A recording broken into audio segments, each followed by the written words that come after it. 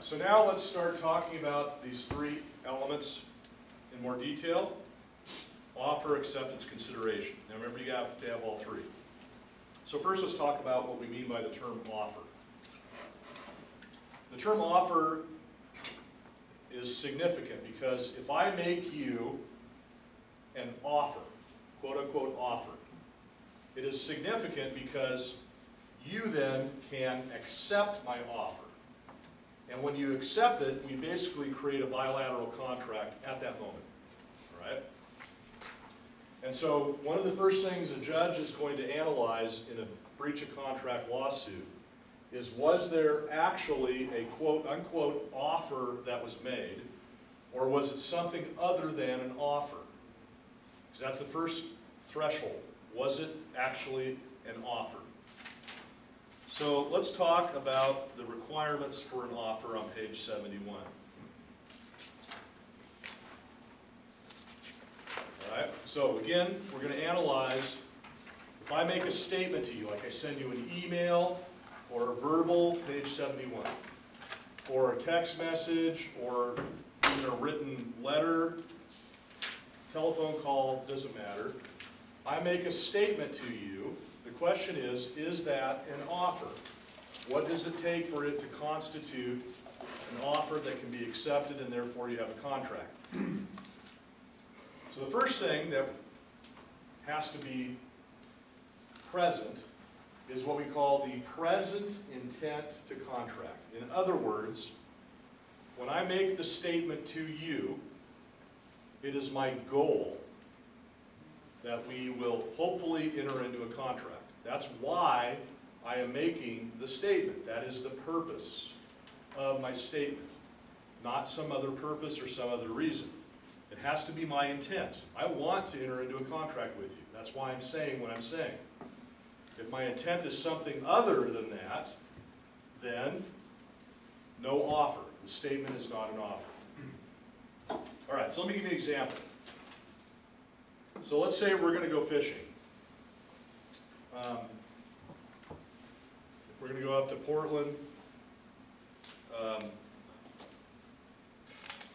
downtown Portland, and go fish for spring Chinook salmon, which are going to start running here pretty quick. And we're going to go in my boat, all right? So I'm going to meet you at the boat ramp, probably there in St. John's, and we're going to put my boat in the water at the boat ramp. So I'm going to take the boat up on my trailer with my pickup truck, and I'm going to drive it up to the boat ramp. I'm going to back it down the boat ramp to the river. Then I'm going to get up inside the boat, and then you're going to back me the rest of the way into the water. I'm going to start the boat and back it off the trailer, all right? Hopefully. So let's say this is my boat. It's not really. I wish it was. My boat's a lot smaller than that. But here's my boat, right? So we're down at the boat ramp now. We're talking 5 in the morning, and there's a big line of other fisher people that want to get in the water. And so I'm in my boat. It's in the water. I'm trying to get it started. I'm like, it won't start. Ugh. This might, yeah. It won't start. So people are cussing at me. Hey, idiot, get out of the way. And if you've ever been up there, you'll know what I'm talking about. Oh, this stupid thing. It dies. Oh, so now I'm just floating around down there. Oh, this stupid boat. Oh, it's yours for $100. I'm sick of it. You're like, oh, $100. All right, so real world. We got 3, you can't tell here, but these are 3 Mercury offshore motors. Each one of those is about $15,000. The hull itself is probably about $80,000. All the electronics and whatnot. So you're probably talking a $100,000 boat right there. You're like, $100, sure, here you go. What do you mean? Well, you said it's yours for $100. Here's $100. Well, I was going to sell you my boat, so you sue me, right? Breach of contract. Offer, boat's yours for $100. You accepted, you gave me the money, that's the consideration, money for the boat, right? All 3 elements? Or do we have all 3? Did I actually make an offer? When I made that statement, it sounded like an offer, but did I have the intent? Was it the purpose of me making that statement to sell my boat? Or did I make that statement for some other reason? What would you say? Some other reason, right? What was my reason? Frustration. It was my way of venting. So the judge is going to say, no, no offer. You did not have the intent when you made that statement to enter into a contract, and therefore the statement you made was not even an offer. Therefore, there was nothing to accept because there was no offer to begin with. So no contract. So you lose that one. All right.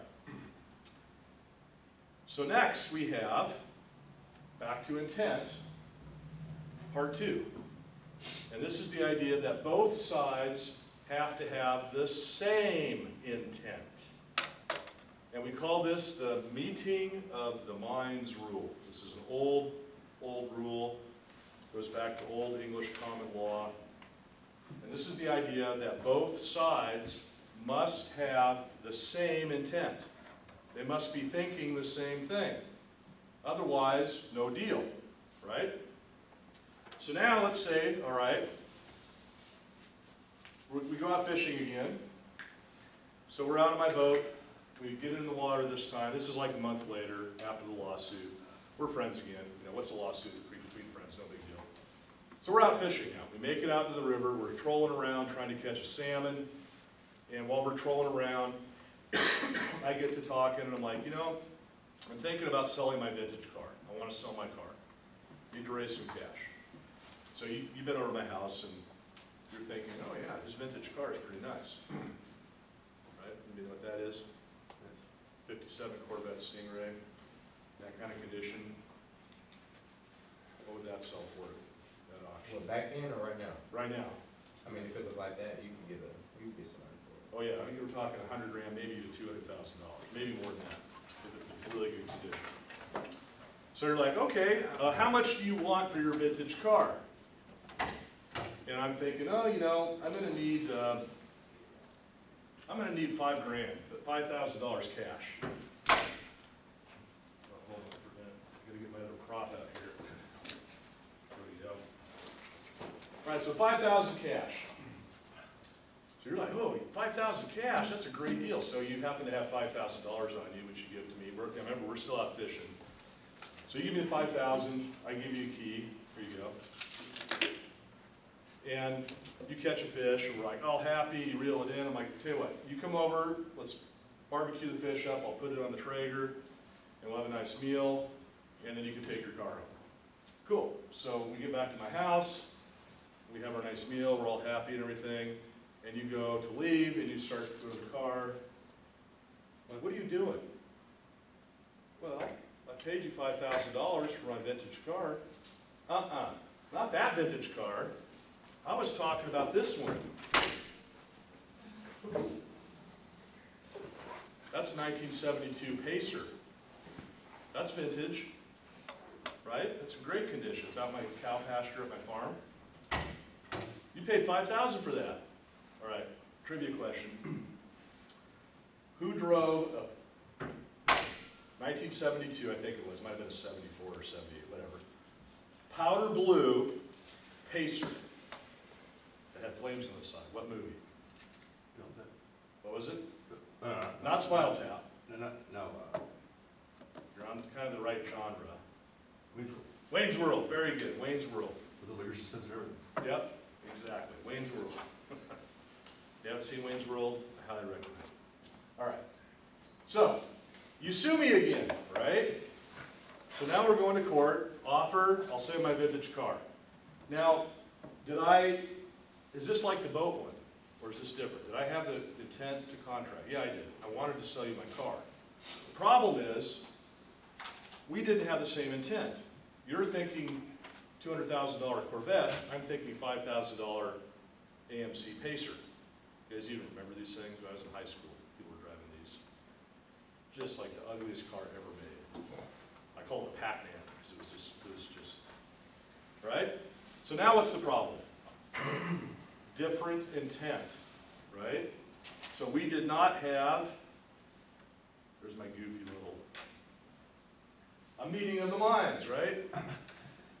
Isn't that great? I pulled that off Google Images.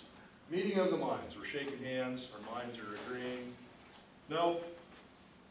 So no contract. We did not have the same intent.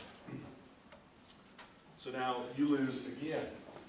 Boy, you're 0 for 2. So this is the first M rule, okay? There are 3 rules in contract law that start with the letter M, and that's the first one, the meeting of the minds rule. Yeah? So vice versa, would you still be obligated to take the Pacer? Excellent question. No, I'd be obligated to give you the money back. Okay. Yeah, great question. Now, with that said, you could decide you want to keep the Pacer, and then I'd be bound by that. So it's voidable at your option, right? All right.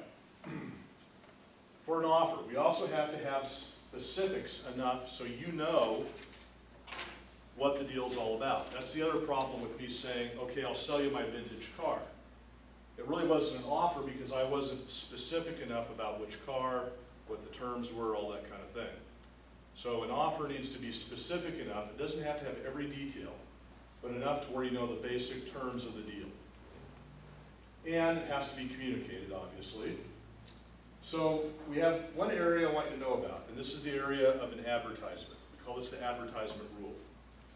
And let me explain. So let's see here. Let me find an advertisement. Here we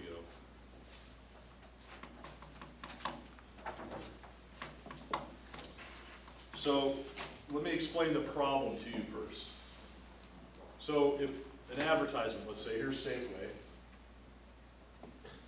So they've got Rancher's Reserve T-bone steak, $5.99 a pound, or beef ribeye steak. It's a pretty good deal, $5.99 a pound. So is this an offer? Yes. Yeah, it looks like it, right? So they want to sell meat. That's their intent. So let's say I go to Safeway and I say, hey, you know, I saw your advertisement. I want to buy that steak for $5.99 a pound. So I want to buy it too. We have the same thought. You know, I want to buy the steak. They want to sell it. So we have a meeting of the minds. So here's the problem with an advertisement. Let's say I show up in response to their advertisement and I buy 20 pounds. And then somebody shows up right after me and they want to buy 20 pounds, but they run out. Are they now in breach of contract because they made an offer and somebody accepted? Or what if I want to buy a truckload and fill up my semi-truck? Do they have to sell me 40,000 pounds? No. The answer is this is not considered to be an offer until I show up in response to the ad, pick up the package of meat and take it to the cashier and tender it. Then I'm the one making the offer. The reason why is otherwise when you make an advertisement, you never have any way of knowing how many people might show up in response. So this is what we call an invitation to the public to make an offer, because otherwise you could be in breach of contract multiple times, right? All right. So now, let's say I make an offer. Clearly an offer. I send you an email, and in the email, I say to you, I will sell you my 1957 Corvette, vehicle identification number 123456, for $50,000 cash. And this offer is open until Friday at 5 p.m. So I've now made a very clear written offer. It's absolutely an offer. It makes all these, it meets all these rules. So what if I change my mind now? Page 77.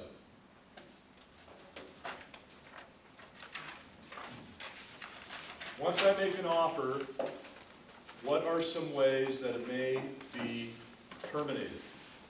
Or am I stuck? Do I have to honor the offer? That's the question. So these are various ways that an offer may go away.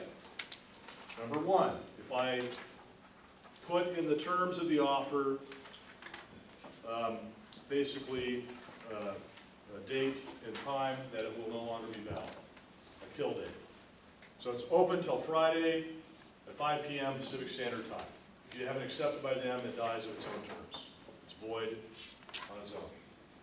Even if I don't put in a termination date, after some period of time, it will just lapse on its own. So if I offer to sell you the car for $50,000, I send you an email, and I don't really put a termination date on there, and you don't respond for 6 years, and you show up 6 years later, I'm like, what do you have 6 years ago? I don't have to sell you the car. Well, you made an offer. I'm like, no, that went away on its own. It got stale. All right, number 3. This is kind of the big one I want you to know, 3 and 4. Revocation. I changed my mind. So the basic rule is, if you have made an offer and you change your mind, you can cancel the offer, as long as it has not been accepted yet. Once it's been accepted, it creates a contract. There are some exceptions to that, which I'll get to in a minute. But basically, if I say to you, I'll sell you my car, and then I change my mind 10 minutes later because I got a better offer maybe from somebody else. So I send you an email saying, you know what, I changed my mind, I revoke my offer. You haven't accepted yet, I can do that. And you sue me, it's too bad, right? Yes, I have that ability. Now with that said, there are some times when you cannot revoke your offer. And that's at the bottom here, the 2 that I want you to know about.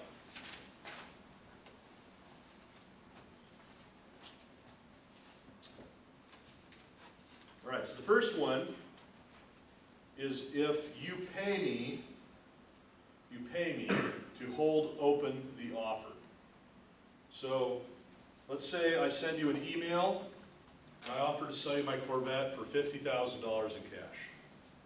And you write me back an email and you say, you know, I need some time to think about it and put that money together. If you will hold that offer open until March 1st, which is what, a couple weeks, I'll pay you $500 today to keep that offer open until March 1st. So then you would have the right to buy the car for $50,000 on or before March 1st. So you paid me $500 today, I get to keep that money. You don't buy it, I still keep it. Before March 1st, you decide you want to buy it, then you got to pay me the additional $50,000. So it's non-revocable because you paid me to hold it open. That's what we call an option to buy, call option. The other time that an offer may not be revoked is if you are a merchant, Uniform Commercial Code, and you make a rain check. You guys know what a rain check is? We open Bi-Mart, right? So I go into Bi-Mart, I wanted to buy some shelves, they were out of them, they were on sale. Regularly $79.97, so they give me a rain check. $59.97. So that's good until October 22nd, 2016, so that was 30 days before that. So in September I went in there. Now, that's kind of like an option, but I didn't pay for that. I'm just a customer. But because they're a merchant, and it's in writing, they have to honor that price for that period of time, because they're a merchant under the Uniform Commercial Code. So we call that a rain check, right? The technical legal term is a merchant firm offer, but everybody says rain check. So what's the difference between those two? This one, I'm paid to keep it open. This one, there's no payment. Now, do I have to buy the shelves? Am I obligated to buy them? No, it's my option. But they have to sell them to me for that price. They're already bound. I'm not. All right, number 4. This is the other one, rejection. So remember, these are ways that offers can be terminated. So I make you an offer. I will sell you my Corvette for $50,000, send you an email, and you write me back a letter, and you say, no, I don't want to buy it. You write me back an email. No, I don't want to buy it. That kills my offer. So then 5 minutes later, you change your mind, and you email me back, you know what, I changed my mind, yeah, I'll accept your offer. But I already sold it to somebody else. Too bad. When you rejected it, that killed my offer, so you can't sue me. So rejection kills the original offer. Now, here's something I want you to understand, because this happens all the time, especially in real estate, where you have a hot real estate market. If you make me a counter offer, that is a rejection to my original offer. So that kills it as well. So, I send you an offer. I'll sell you my Corvette for $50,000. You write me back, I'll buy it for $42,000. I say no. You say, okay, fine, 50. In between, I sold it to somebody else. Too bad. When you make the counter offer, it rejects the original offer. Now, I could reopen it, but I don't have to. So if I sold it to somebody else and you tried to sue me, I'd say, no, look, you made me a counter offer, that rejected my original offer, and I sold it to somebody else, I wasn't bound. No contract was made. And again, that happens in real estate quite often. So in other words, if you're going to make a counter offer, you better be prepared that you may not be able to go back to the original offer. That's the point I'm making. All right, the next couple here, I don't spend much time on, they're pretty straightforward. If I make an offer and I die, unless it's one of these down here, that dies with me. Or if the item is destroyed, so if a earthquake happens and my car gets destroyed or whatever, that would terminate the offer. And finally, if it becomes illegal to sell Corvettes, that would also terminate the offer because the offer is now illegal. So, for you guys, again, possible fill-in-the-blank question, list 4 ways that an offer can be terminated. And then these 2 are kind of the big ones I want you to know about.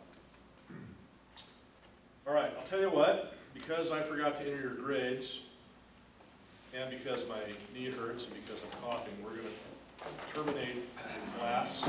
Do you accept my offer? All right, so I'm going to head back to my office right now and enter your grades. That way, you have them. I know you guys are anxious to see them.